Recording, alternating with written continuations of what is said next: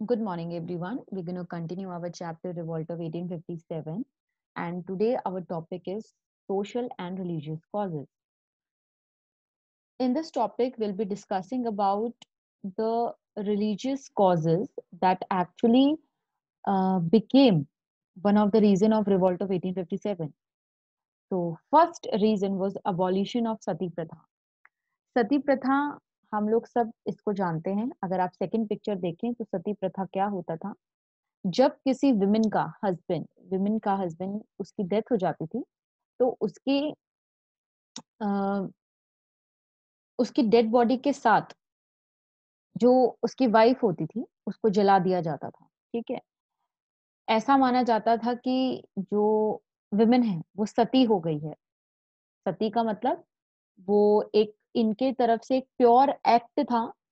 जो ऐसा बोला जाता था कि बाद में जैसे अगर हस्बैंड की डेथ हो गई है तो वुमेन का बाद में कोई रोल नहीं है, वो अपने पति के साथ ही चली जाए तो वो ज्यादा बेटर है.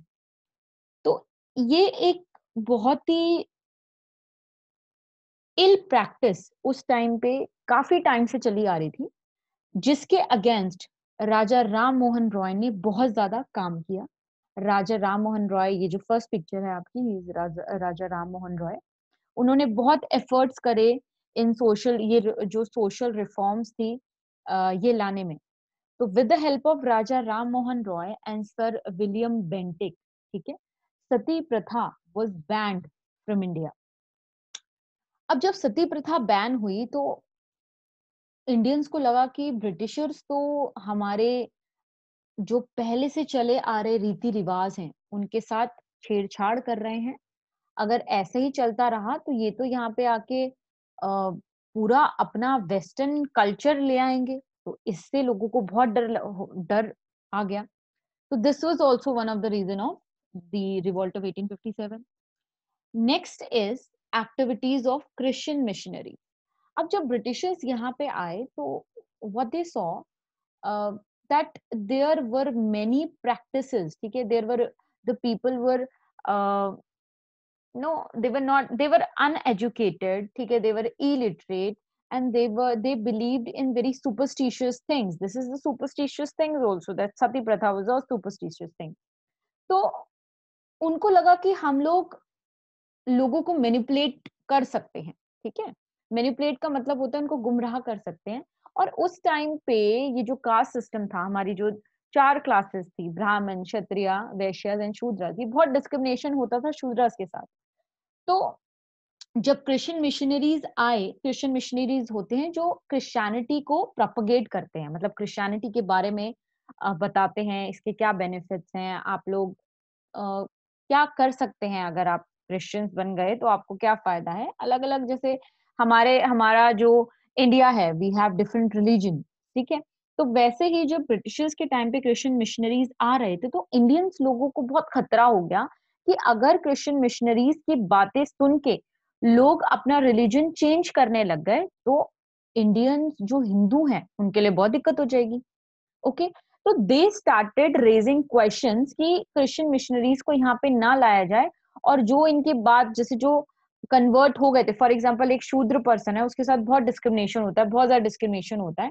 और क्रिश्चियन मिशनरीज आके प्रोपोगेट करते हैं कि अगर आप क्रिश्चियनिटी को अपनाएंगे तो आपके साथ कोई डिस्क्रिमिनेशन नहीं होगा, आप लोगों को इक्वल माना जाएगा. और वो चेंज हो गया क्रिश्चियन में. ठीक है. तो ये उन्होंने जो इंडियंस थे उन्होंने अपने आप को Hindu, basically way talking about, उन्होंने ये एक थ्रेट समझा कि अगर ऐसे करके सभी लोग क्रिश्चियंस बन गए तो हिंदू समाज के लिए तो बहुत ज्यादा लॉस हो जाएगा. ठीक है. तो this was the reason. Moving on to the next topic is widow remarriage. Widow remarriage क्या होता है? अगर देखो, सती प्रथा ज्यादातर नहीं किया जाता था. ऐसा नहीं है कि हर घर में सती प्रथा होता था. ठीक है, लोग प्रेफर करते थे, लेकिन कई कई ऐसे होते थे जो सती प्रथा नहीं करते थे. लेकिन जो विमेन हस्बैंड के बाद रह जाती थी उसके साथ ट्रीटमेंट भी अच्छा नहीं होता था. ठीक है, उनको व्हाइट साड़ी पहनना पड़ता था. ये फोटो में आप देख सकते हो कि कंडीशन विमेन की क्या है, ये विडो है. ओके. तो वो उनको व्हाइट साड़ी पहनना होता था, उनको बाल्ड कर दिया जाता था, वो टेम्पल में भी एंटर, मतलब जितने भी हैप्पी फंक्शंस है वो लोग उसमें एंटर नहीं, कर सकते थे, उनको अपशगुन माना जाता था। तो ये सारी डिस्क्रिमिनेशन उनके साथ किया गया था। तो अगेन राजा राम मोहन रॉय के वर्क से विडो रिमैरिज एक्ट हुआ। What is widow remarriage? मतलब विडो की दोबारा शादी करवाई जाए, ओके, वो पास हुआ। तो अगेन यहाँ पे आप देखोगे कि हिंदू के जो पुराने रीति रिवाज चले आ रहे हैं उसको यहाँ पे ब्रेक कर दिया गया है बाय द ब्रिटिशर्स, ओके। तो this was again a threat कि यार ये तो क्या कर रहे हैं, ये तो हमारे सारे जो पुराने चलते आ रहे कस्टम्स एंड ट्रेडिशंस हैं उनको चेंज कर रहे हैं, okay. This was the threat to them. Then introduction of western education. Western education का को लाने का मेन मोटिव ब्रिटिशर्स का ये था ताकि इंडियंस अगर वेस्टर्न एजुकेशन वेस्टर्न स्टाइल समझेंगे तो दे विल गेट अडेप्ट, मतलब they will adapt the environment, they will adapt the system, and that would be very easy for the Britishers, ठीक है, to appoint them in different fields and they would be helpful for Britishers. जैसे for example अगर मैं court की बात करूं, तो court में काम करने वाला इंडियन अगर शुरू से ही वेस्ट मतलब उसी तरीके से पढ़ता आएगा जो उनको नीडेड है, तो वो आगे चल के हेल्पफुल होगी। लेकिन इसको इंडियंस ने, जो हिंदूज हैं उनको, इंडियंस की बात करियो, इंडियंस ने इसको थोड़ा अगेंस्ट में देखा कि अगर वेस्टर्न है, क्योंकि स्टार्टिंग में अगर आपको याद हो, अगर आपने महाभारत वगैरह देखी हो, तो वो वेद पढ़ाते थे हमारे, ठीक है, आपको आर्चरी सिखाई जाती थी, वेद के पाठ पढ़ाए जाते थे, जो कि जो अब ये जो हम अभी पढ़ रहे हैं that is all western education, okay. तो वेस्टर्न एजुकेशन लाने का ये मतलब था कि they will be asset for the Britishers. लेकिन इंडियंस को लगा कि ये तो थ्रेट है, अगेन ये बहुत ज्यादा ज्यादा हो रहा है कि अब सब लोग अगर वेस्टर्न कल्चर को फॉलो करने लगे, अभी वेस्टर्न एजुकेशन कर रहे हैं, फिर वेस्टर्न ड्रेसिंग स्टाइल करेंगे, तो ये तो पूरा हिंदू का या इंडियंस का पूरा सिस्टम ही खराब कर देगा। And this actually triggered the people and the revolt begin.